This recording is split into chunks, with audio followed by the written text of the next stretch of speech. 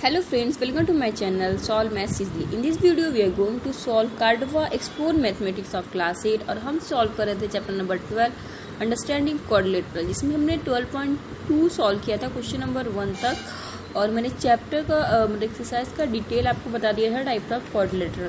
तो आज हम क्वेश्चन नंबर 2 से सॉल्व करेंगे 2, 3, 4, 5, 6। तो चलिए स्टार्ट करते हैं बिना टाइम वेस्ट किए। तो ये है आपका एक्सरसाइज 12.2, लिख लीजिए। क्वेश्चन मैंने यहाँ लिख दिया है। क्वेश्चन दिया है कि इन द पैरेललोग्राम PQRS मैंने बना लिया। Diagonal intersect at O, diagonal क्या करते हैं, एक दूसरे को काटते हैं O पे।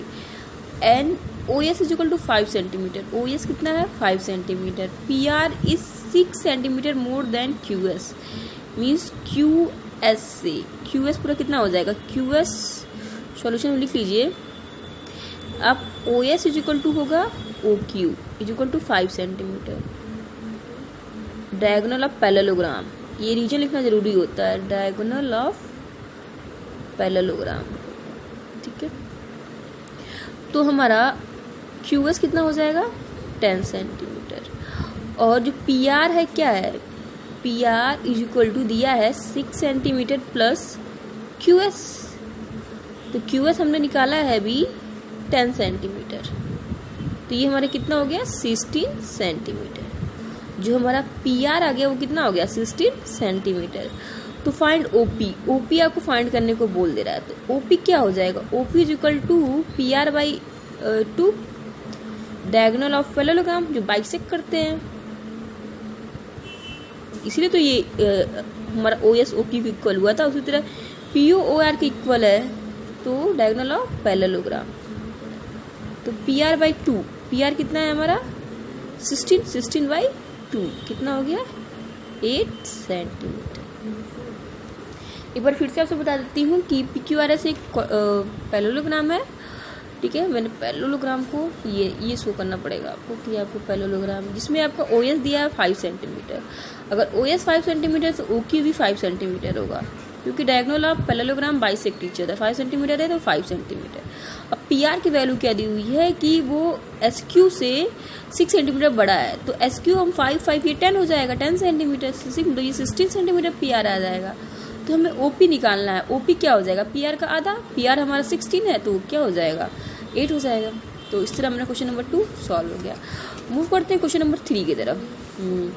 बुक में भी अभी क्वेश्चन है, यहाँ भी मैंने लिख लिया है। तो in the adjoining figure QSTW और STRW क्या है, ये पैरेललोग्राम है।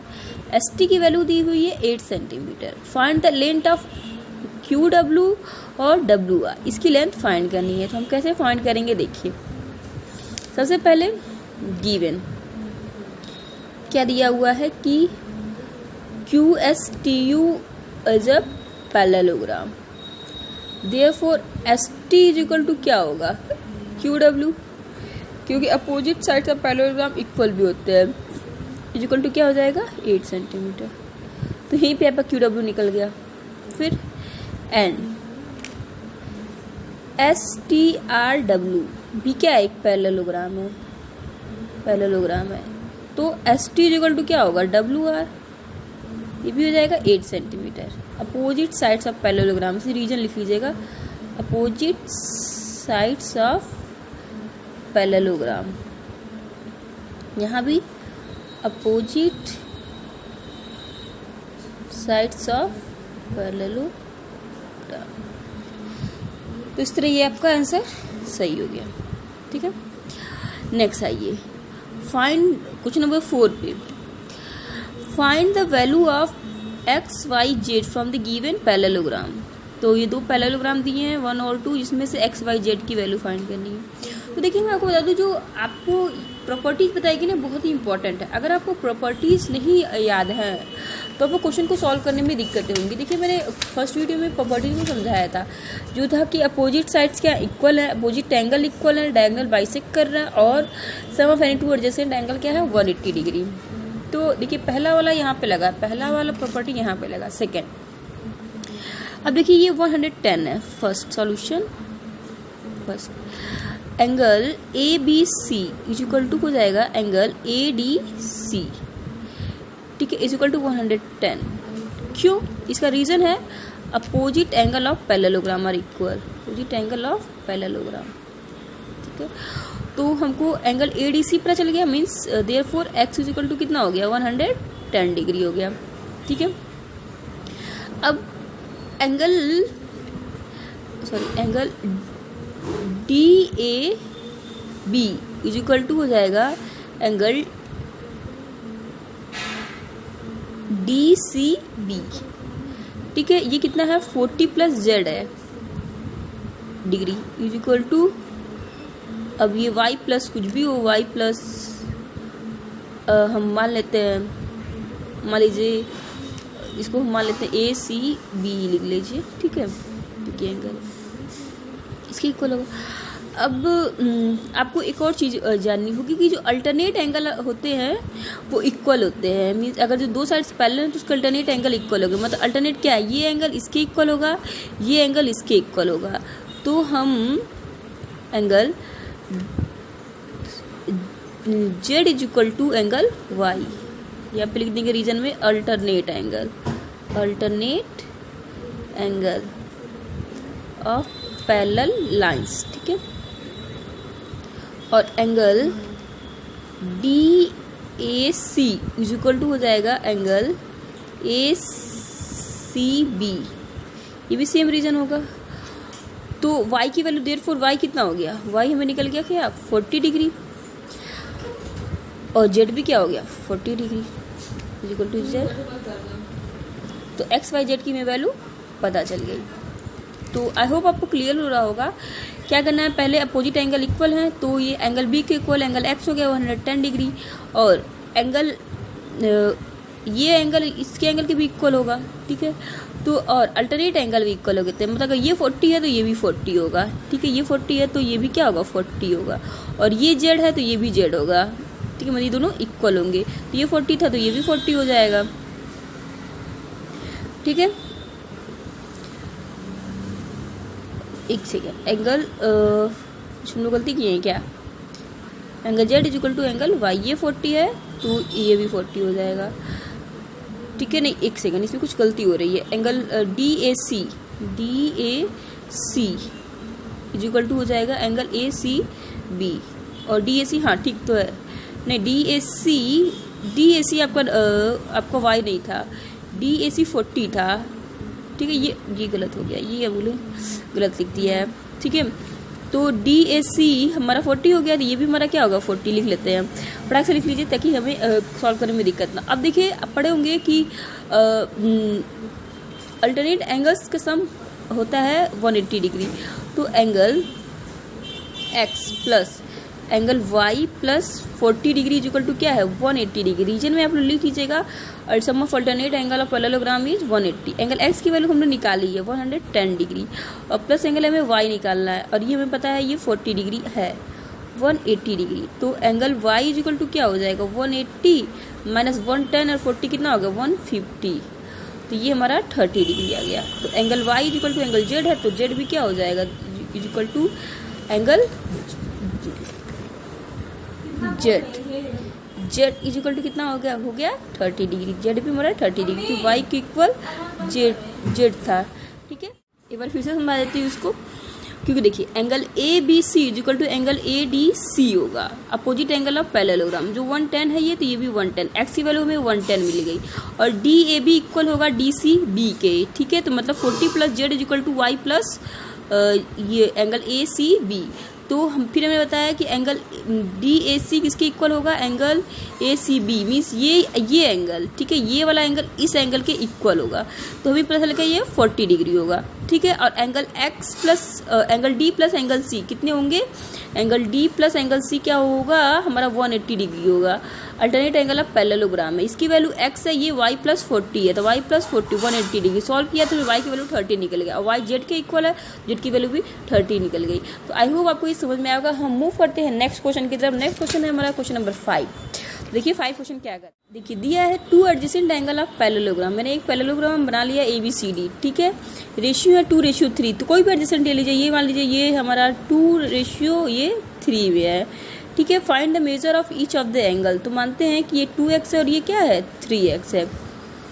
तुम चाहो तो एक लाइन में सॉल्व कर सकते हैं, लेकिन ऐसा नहीं कर पाएंगे हम लोग। Solution, let ABCD is a parallelogram, ABCD as a parallelogram and the ratio of angle, the ratio is equal to 2x, 2 ratio है 3x,